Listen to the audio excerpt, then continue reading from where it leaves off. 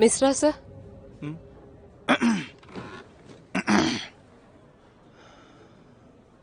அப்பனா சரிங்கம்மா. சூரிய பிரதாபனோட சிபாரிசோட வந்திருக்கீங்க. அப்ப உங்க பொண்ணை சேர்த்து தானே ஆகணும். உங்களுக்கு ரொம்ப ரொம்ப நன்றிங்க. அட, இதுக்கு போய் நன்றிலாம் எதுக்குமா சொல்லிட்டு இருக்கீங்க? மனசார உழைச்சா மட்டும் போதும். ஹாஸ்டல்ல நிறைய வேலை இருக்கு. அதனால தான் ஒரு அசிஸ்டன்ட் தேடிக்கிட்டு இருந்தேன். நீங்க என்ன சொல்றீங்களோ அதை அப்படியே செய்வாங்க. ஆ, என்ன சொன்னாலும் அப்படி செய்வாளா? ஆமாங்க. வாமா ரேகா, ஹாஸ்டலோட ஓரியன்டேஷனை கொடுத்துட்றேன்.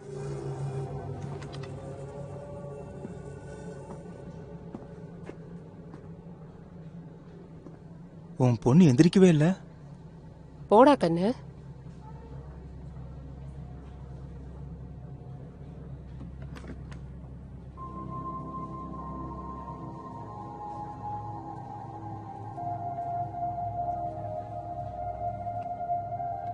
இப்ப வந்துடுறேன்.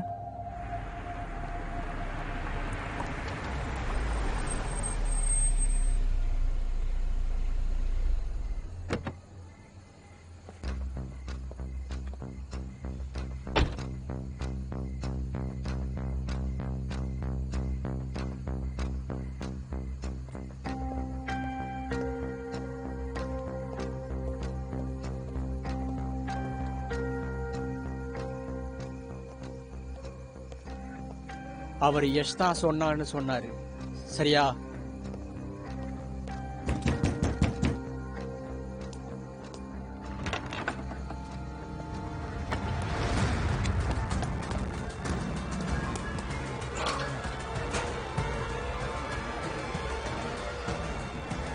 அதுக்கே சார். சார் சார் சார் நான் எதுவும் பண்ணல சார். சார் ஏய், சார் சார் சார் ஏய். சார் சார் சார் சார் இதை விட்டுருங்க.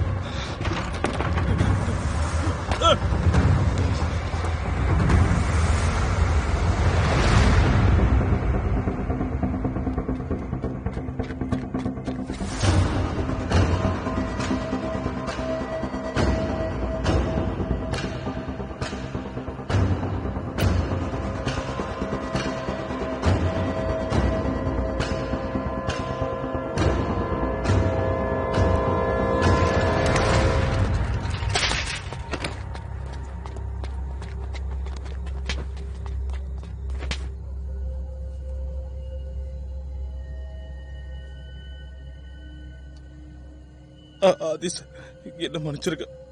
நான் உண்மையை தான் சொல்றேன். வித்யா எங்க இருக்கான்னு எனக்கு தெரியாது. நான் 1.5 மாசமா பார்க்கவே இல்லை சார். ஒழுங்கா உண்மையை சொல்லு, உண்மையை சொல்லிடு. சார் சாரி சார், நான் எதுவுமே பண்ணல சார். நாங்க 2 பேரும் சேர்ந்து தான் போனோம். நான் மட்டும் தப்பு பண்ணல சார். எங்க போனீங்க? எங்க போனீங்க? அடிக்காதீங்க சார். நீ எங்க போனீங்கன்னு சொல்லு, நான் அடிக்கிறத நிறுத்துறேன். சொல்லு, எங்க போனீங்க? எங்க போனீங்க? நானும் வித்யாவும் நல்ல ஃப்ரெண்ட்ஸ் சார். நாங்க ஒருத்தர் விரும்ப ஆரம்பிச்சிட்டோம். ஆனா 2 மாசம் முன்னாடி ஒருத்தர் போன்ல வித்யாவை பிளாக்மெயில் பண்ண ஆரம்பிச்சா சார். என்னென்ன பிளாக்மெயில் பண்ணா? சார், அது ஒரு நாள் கிளாஸ் முடிச்சதுக்கு அப்புறம் நாங்க 2 பேரும் சாரதா லாட்ஜுக்கு போனோம். அங்க நாங்க பண்ணது எல்லாத்தையும் யாரோ வீடியோ எடுத்துட்டாங்க சார். Sir, sir, sir. உண்மையை சொல்லு. இந்த பிளாக்மெயிலர் வித்யா கிட்ட என்னன்னு சொல்லி மிரட்டினா, நீ மட்டும் சொல்லல, உன்னை சாவடிச்சிருவேன். அவங்க வித்யாவை யாருக்கும் பதிலா மெடிக்கல் என்ட்ரன்ஸ்ல உட்கார சொன்னாங்க சார். அப்படி செய்யலன்னா எங்க வீடியோவை லீக் பண்ணிடுவேன்னு சொன்னாங்க. வித்யா பயந்து போய் யாருக்கும் பதிலா பரிச்சை எழுதுனா அவ்வளவுதான் எனக்கு தெரியும். வேற எதுவும் தெரியாது.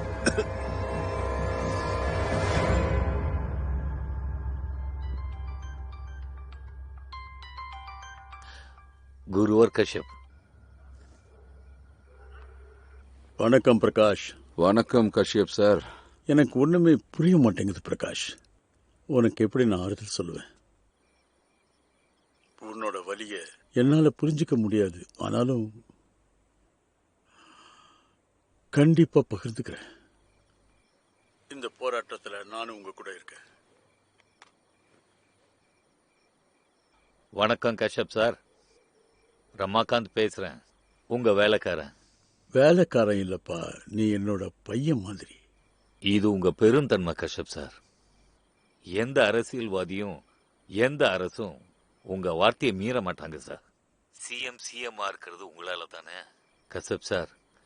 வரும் நாட்கள்ல உங்க ஆதரவு எங்களுக்கு அவசியம் வேணும். ஒரு குரல் கொடுத்தா போதுன்னு பிரகாஷ் கிட்ட சொல்லு. நான் முன்னாடி நிப்பேன். வைக்கிறேன்.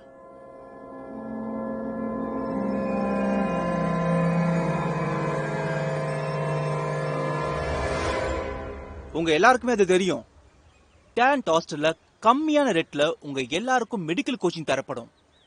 எங்க டேலண்ட் ஹாஸ்டலோட கட் ஆஃப் லிஸ்ட் ஏன் 85% வச்சிருக்கோம்னா, எந்த முட்டா தெவடியா பசங்களும் இந்த கோச்சிங் சென்டருக்கு வரக்கூடாதுன்னு தான் இந்த மாதிரிலாம் வச்சிருக்கோம். யாரெல்லாம் 12th சயின்ஸ்ல 95% மார்க் கீழே வச்சிருக்கீங்களோ அவங்கெல்லாம் என் லெஃப்ட் சைட்ல வந்து நில்லுங்க. அப்புறம் யாரெல்லாம் 90க்கு மேல வாங்கியிருக்காங்களோ அவங்கெல்லாம் ரைட் சைட்ல வந்து நில்லுங்க.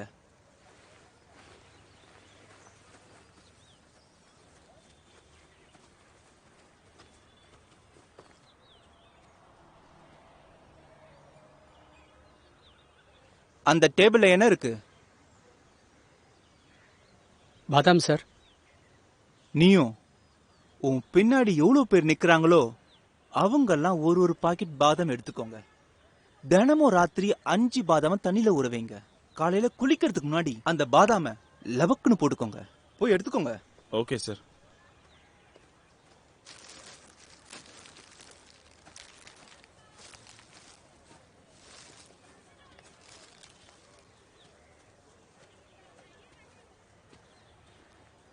அந்த லைன்ல இருக்க ஸ்டூடெண்ட்ஸ் எல்லாரும் என்ன அசிங்கம் பண்ணாலும் ஒக்கால போய் நீயும் உன் பின்னாடி இருக்கிற பசங்க தான் சுத்தம் பண்ணணும். சொன்னது புரிஞ்சுதா? நான் வெறும் டேலண்டையும் மெரிட்டையும் மட்டும்தான் மதிப்பேன். போங்கடா, போய் சுத்தம் பண்ணுங்கடா.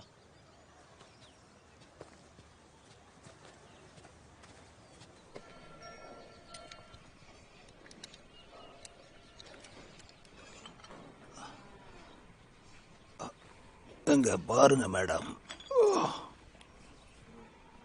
கலெக்டரா உங்களுக்கு முத போஸ்டிங் எந்த ஊர்ல? டிஸ்ட்ரிக்ட் தத்தியா.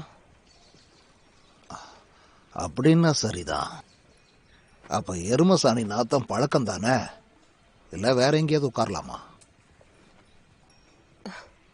தாசு சார், எல்லாருக்கும் இப்படிதான் செய்வீங்களா? ஒன்னும் புரியலையே. நீங்க எல்லாரோட வருமானத்தையும் டபுள் ஆக்கிடுவீங்களாமே.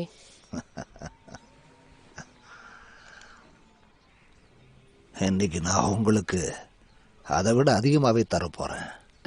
இந்த விஷயம் எஜுகேஷன் செக்ரட்டரி, அதாவது என் பாஸுக்கு தெரிஞ்சதுன்னா, அதாவது அண்டர் செக்ரட்டரியை நீங்க செக்ரட்டரின்னு கூப்பிடுறது தெரிஞ்சா என் நிலைமை அவ்வளவுதான். ஏன்னா அவரும் உங்க ஃப்ரெண்டு தானே. என்னத்த ஃப்ரெண்டு செக்ரட்டரி மேடம், 10 பைசாக்கு பிரயோஜனம் இல்லை. ஏ, இந்த பசங்களை பாருங்க. போன பேப்பர்ல என்ஜினா போட்டோம். இந்த பிரபாகர் ஃப்ளையிங் ஸ்குவாட் கிட்ட இருந்து மயிரில தப்பிச்சான். எவ்வளோ பெரிய மினிஸ்ட்ரி இது தாசு சார். எங்கேயாவது எப்பயாவது சின்ன சின்ன தப்பு நடக்க தானே செய்யும். ஃப்ளையிங் ஸ்குவாடுக்கு தப்பி தவிர நிஜம் அட்மிஷன் கார்டு கிடைச்சிருக்கோம். இனிமே எல்லாத்தையும் நான் பாத்துக்கிறேன். நீங்க சொல்லிட்டீங்க செக்ரட்டரி மேடம். ஆனா இந்த பசங்க என்னடான்னா பேப்பர் எழுத மாட்டேங்கிறானுங்களே. ஐயா, நாங்கள் ஒன்றும் எக்ஸாமுக்கு பயந்து எழுத மாட்டோம்னு சொல்லலைங்க ஐயா. எங்கள் 3 பேருக்கும் அம்மா அப்பா ரொம்ப வயசானவங்க ஐயா. அதனால தான் நாங்கள் டாக்டர் ஆகணும்னு ரொம்ப ஆசைப்படுறோம் ஐயா. 3 நாள் ஆச்சுயா. எங்களை விட்டுருங்க ஐயா. எங்களை தயவு செஞ்சு விட்டுருங்க ஐயா.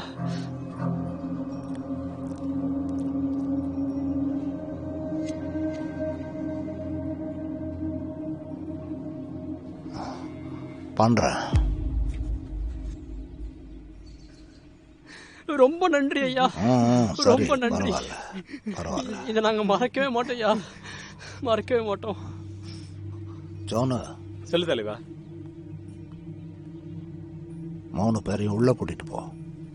இவங்க 3 பேருக்கும் அன்னாசி பழம் ஜூஸ் கொடு. சரி தலைவரே. இவங்க பணத்தை 1 பைசா விடாம எல்லாத்தையும் செட்டில் பண்ணிட. பசங்களை பத்திரமா